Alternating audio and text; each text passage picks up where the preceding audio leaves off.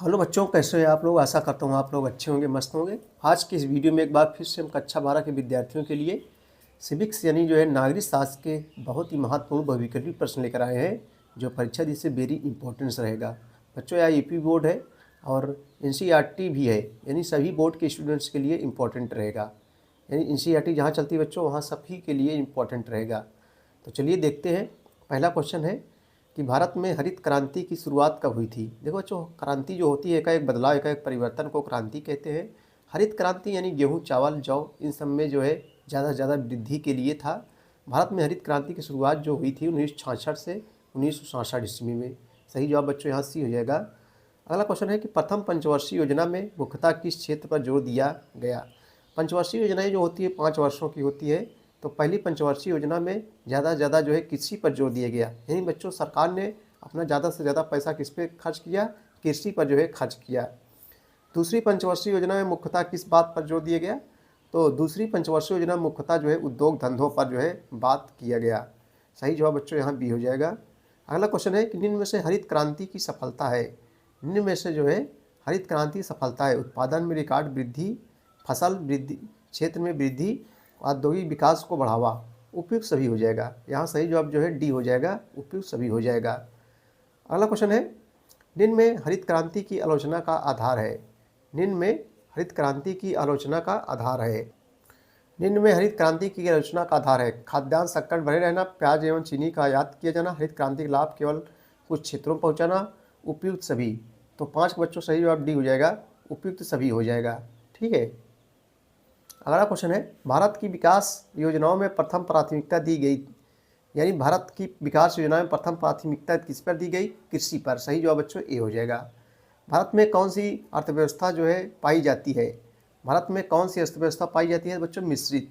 यानी समाजवादी और पूंजीवादी दोनों का जो है मिश्रण पाया जाता है। भारत में कौन सी अर्थव्यवस्था है, पूंजीवादी अर्थव्यवस्था, यानी जो है मिश्रित अर्थव्यवस्था है। ठीक है भैया। देखो बच्चों, ये सब क्वेश्चन कॉम्पिटिटिव एग्जाम में, नौकरियों में जो है बहुत पूछे जाते हैं, इसलिए आप ध्यान दीजिए इस क्वेश्चनों को। पूछता है भारत में कौन सी अर्थव्यवस्था पाई जाती है, तो मिश्रित अर्थव्यवस्था पाई जाती है। भारत ने शुरुआती दौर में विकास की जो नीति अपनाई उसमें निम्नलिखित में से कौन सा विचार शामिल नहीं था। भारत ने शुरुआती दौर में विकास की जो नीति अपनाई उसमें निम्नलिखित में से कौन सा विचार शामिल नहीं था। तो 8 सही जवाब जो है बी हो जाएगा, उदारीकरण। उदारीकरण हो जाएगा बच्चों। श्वेत क्रांति का जनक किसे माना जाता है। देखो, लगातार 3-4 वर्षों परीक्षाओं में पूछा जा रहा है। देखो 2020 कई वर्षों से पूछा जा रहा है, श्वेत क्रांति के जनक किसे माना जाता है बच्चों, वर्गीज कुरियन। वर्गीज कुरियन को श्वेत क्रांति का जनक कहा जाता है। श्वेत क्रांति किससे संबंधित है, दूध उत्पादन से संबंधित है। ज़्यादा से ज़्यादा दूध में वृद्धि किया जाए। ठीक है भैया। भारत के मिल्कमैन के रूप में किसे जाना जाता है। भारत के मिल्कमैन के रूप में जो है किसे जाना जाता है। 4 ऑप्शन आपके सामने दिए गए हैं, तो 10 बच्चों बी हो जाएगा, वर्गीज कुरियन। वर्गीज कुरियन को जो है मिल्कमैन के नाम से जाना जाता है। बॉम्बे प्लान किस वर्ष अस्तित्व में आया। बॉम्बे प्लान जो है किस वर्ष अस्तित्व में आया, तो 1944 ईस्वी में। 1944 ईस्वी में अस्तित्व में आया। योजना आयोग के स्थान पर नीति आयोग का गठन कब किया गया।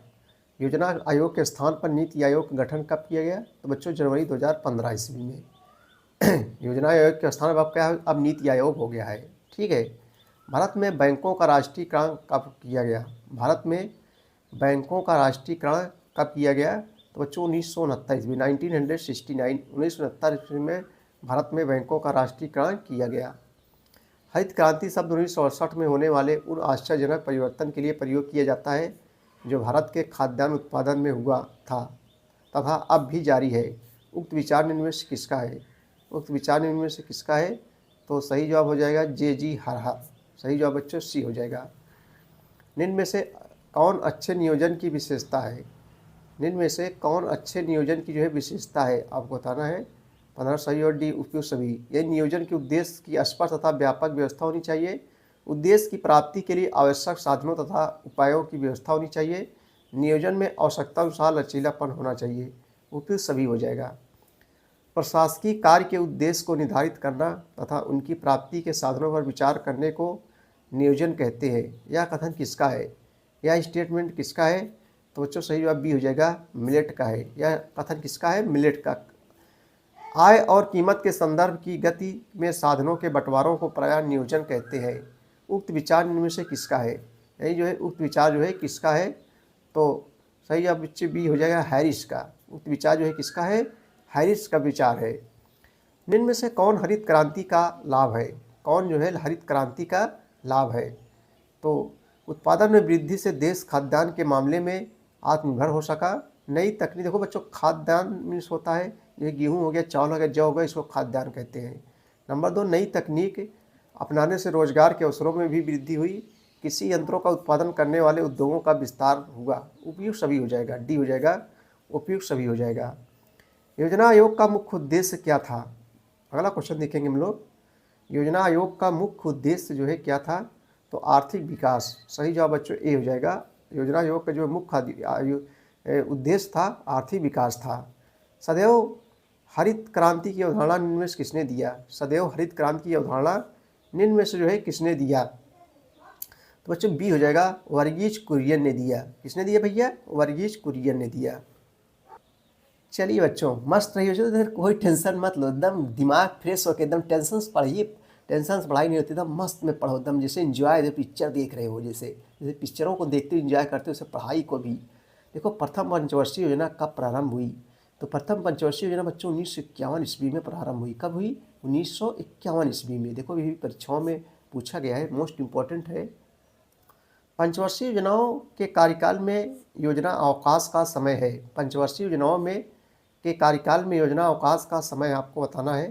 तो 22 सही जवाब जो है डी हो जाएगा, 1966 से 1969।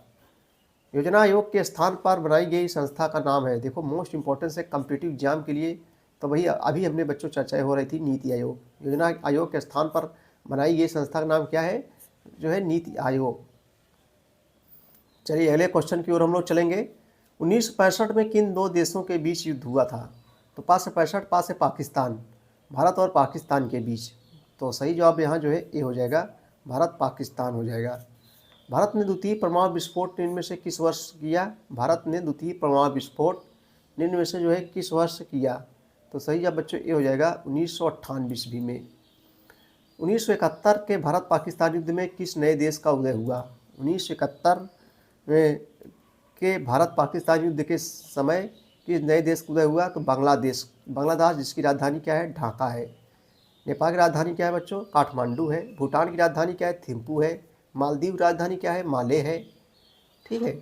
भारत द्वारा परमाणु नीति अपनाने का निम्न में से क्या कारण है? भारत द्वारा परमाणु नीति अपनाने का निम्न में से जो है क्या कारण है? तो सही जवाब बच्चों डी हो जाएगा, उपयुक्त सभी। यानी आत्मनिर्भर राष्ट्र बनाना, ये भी सही है। पड़ोसी देशों के पास परमाणु हथियार, ये भी सही है। शक्तिशाली राष्ट्र बनाना, ये भी सही है। उपयुक्त सभी हो जाएगा।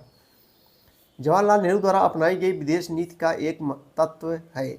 जवाहरलाल जो हमारे देश के पहले प्रधानमंत्री थे, नेहरू द्वारा अपनाई गई विदेश नीति का एक तत्व है। तो सही जवाब बच्चों डी हो जाएगा, उपयुक्त सभी हो जाएगा। यानी गुटनिरपेक्ष, साम्राज्यवाद तथा उपनिवेशवाद का विरोध, पंचशील, उपयुक्त सभी हो जाएगा। बहुत ही इंपॉर्टेंट फैक्ट है। इनमें से कौन सा भारतीय विदेश नीति का जो है को निर्धारित करने वाला तत्व है? भारतीय विदेश नीति को निर्धारित करने वाला तत्व जो है कौन सा है? उपयुक्त सभी। यही जो है संवैधानिक आधार, ये भी सही है। भौगोलिक तत्व, ये भी सही है। राष्ट्रीय हित, ये भी सही है। उपयुक्त जो है सही हो जाए, सभी हो जाएगा। चीन ने तिब्बत पर जो है कब कब्जा किया था? चीन ने जो है तिब्बत पर जो है कब कब्जा किया था? तो बच्चों 1950 ईस्वी में। सही जवाब डी हो जाएगा, 1950 ईस्वी में। मैकमोहन रेखा का निर्धारण कब किया गया? देखो बच्चों मैकमोहन रेखा जो है ये भारत और पाकिस्तान को अलग करती है। तो मैकमोहन रेखा का निर्धारण कब किया गया था? तो 8 का सही बच्चों ए हो जाएगा, 1914 ईस्वी में। कब किया गया था? 1914 ईस्वी में। इनमें से किसने पंचशील के सिद्धांतों का निर्धारण किया? इनमें से किसने पंचशील सिद्धांतों का निर्धारण किया? सरदार पटेल, डॉक्टर राजेंद्र प्रसाद, जवाहरलाल नेहरू, महात्मा गांधी। सही जवाब से हो जाएगा जवाहरलाल नेहरू। भारत और पाकिस्तान के बीच शिमला समझौते पर हस्ताक्षर कब हुए थे? भारत और पाकिस्तान के बीच शिमला समझौता पर हस्ताक्षर कब हुआ था? तो बच्चों सही जवाब सी हो जाएगा, 1972 ईस्वी में शिमला समझौता हुआ था। देखो ये सब परीक्षाओं में पूछे गए हैं। प्रथम गुटनिरपेक्ष सम्मेलन कहाँ आयोजित किए गए? देखो लगातार 3 वर्षों से परीक्षाओं में पूछा जा रहा है। प्रथम गुटनिरपेक्ष आंदोलन जो है कहाँ आयोजित किए गए? सही जवाब बी हो जाएगा, बेलग्रेड में। कहाँ बच्चों? बेलग्रेड में। भारत ने अपना पहला परमाणु परीक्षण कब किया था? भारत ने अपना पहला परमाणु परीक्षण जो है कब किया था? सही जवाब सी हो जाएगा, मई 1974 ईस्वी में। चीन ने भारत पर किस वर्ष में आक्रमण किया था? चीन ने भारत पर जो है किस वर्ष आक्रमण किया था? तो सही जवाब बच्चों जो है 13 का सही जवाब क्या हो जाएगा? सी हो जाएगा, 1962 ईस्वी में। 1962 ईस्वी में जो है चीन ने भारत पर आक्रमण किया था। ताशकंद समझौते किसके बीच हुए थे? अथवा ताशकंद समझौता किनके बीच जो है हस्ताक्षर था? तो 14 का सही जवाब बच्चों जो क्या हो जाएगा? ये हो जाएगा भारत और पाकिस्तान के बीच। ताशकंद समझौता जो है किसके बीच हुआ था? भारत और पाकिस्तान के बीच हुआ था। अगला क्वेश्चन है कि 1965 में भारत पाकिस्तान युद्ध के समय भारत के प्रधानमंत्री कौन थे? मोस्ट इंपॉर्टेंस, लगातार 5 वर्षों से पूछा जा रहा है। 1965 में भारत पाकिस्तान युद्ध के समय भारत के प्रधानमंत्री जो है कौन थे? तो लाल बहादुर शास्त्री थे। कौन बच्चों? लाल बहादुर शास्त्री। भारत और पाकिस्तान के मध्य ताशकंद समझौते पर हस्ताक्षर किस वर्ष हुए थे? भारत और पाकिस्तान के मध्य ताशकंद समझौते पर हस्ताक्षर किस वर्ष हुए थे? तो 16 सही है बच्चों जो है सी हो जाएगा, 1966 ईस्वी को। कब हुआ था? 1966 ईस्वी को। भारत और चीन के बीच पंचशील समझौता कब हुआ? भारत और चीन के बीच पंचशील समझौता जो है कब हुआ? तो ये हो जाएगा 1954 ईस्वी में। कब हुआ था बच्चों? 1954 ईस्वी में। अगला क्वेश्चन है कि वर्ष 1955 में वांडुक सम्मेलन कहाँ हुआ था? वर्ष 1955 में वांडुक सम्मेलन जो है कहाँ हुआ था? तो ये जो है इंडोनेशिया। इंडोनेशिया जिसकी राजधानी क्या है? जाकार्ता है। भारत की राजधानी बच्चों क्या है? नई दिल्ली है। चीन की राजधानी क्या है? बीजिंग है। थाईलैंड की राजधानी क्या है? बैंकॉक है। थाईलैंड में कौन सी हाथी पाई जाती है? सफ़ेद हाथी पाई जाती है। इनमें से कौन सा एक हमारा पड़ोसी देश है? बांग्लादेश, चीन, म्यांमार, बर्मा, उपयुक्त सभी हो जाएगा। चीन भी है, बांग्लादेश भी है, म्यांमार भी है। भारत व पाकिस्तान के बीच शिमला समझौता कब हुआ था? भारत व पाकिस्तान के बीच शिमला समझौता कब हुआ था? तो बच्चों 3 जुलाई 1972 ईस्वी को।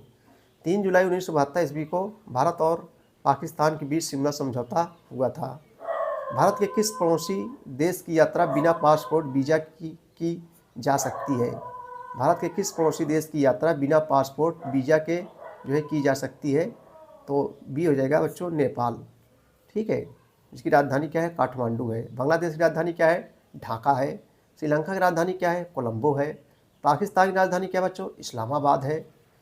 अवामी लीग का संबंध किस देश से है? अवामी लीग का संबंध किस देश से है? तो हो जाएगा बी बच्चों, बांग्लादेश से संबंधित है। भारतीय विदेश नीति के मूलभूत सिद्धांत गुटनिरपेक्षता संविधान के किस भाग से संबंधित है? बहुत ही इंपॉर्टेंट क्वेश्चन है। ये हो जाएगा बच्चों, ये हो जाएगा संवैधानिक उपबंध से संबंधित है। जरूरत के वक्त कौन सा रॉकेट देकर रूस ने भारतीय अंतरिक्ष उद्योग की मदद की? जरूरत के वक्त कौन सा रॉकेट देकर रूस ने, बहुत इंपॉर्टेंट क्वेश्चन है, रूस ने भारतीय अंतरिक्ष उद्योग की जो है मदद की थी? तो 24 सही जवाब बच्चों जो है क्या हो जाएगा? बी हो जाएगा, एंटारस रॉकेट। निम्नलिखित में से किसे जो है भारतीय विदेश नीति का मुख्य निर्माता माना जाता है? निम्नलिखित में से किसे भारतीय विदेश नीति का मुख्य निर्माता माना जाता है? तो वही पंडित जवाहरलाल नेहरू, जो हमारे देश के पहले प्रधानमंत्री थे। सरदार वल्लभ भाई पटेल बच्चों हमारे देश के गृह मंत्री थे, पहले गृह मंत्री, होम मिनिस्टर थे, जिन्हें लौह पुरुष के नाम से जाना जाता है। सुभाष चंद्र बोस, तुम मुझे खून दो मैं तुम्हें आज़ादी दूंगा, आज़ादी में महत्वपूर्ण भूमिका निभाए थे। डॉक्टर राजेंद्र प्रसाद, जो हमारे देश के पहले राष्ट्रपति थे, लगातार 2 बार राष्ट्रपति थे। ठीक है भैया, डॉक्टर राजेंद्र प्रसाद भारत के पहले राष्ट्रपति थे। अंतर्राष्ट्रीय न्यायालय कहाँ पर स्थित है? मोस्ट इंपॉर्टेंट, कॉम्पिटिटिव एग्जाम नौकरियों में भी बहुत पूछे जाते हैं भैया। अंतर्राष्ट्रीय न्यायालय कहाँ पर स्थित है?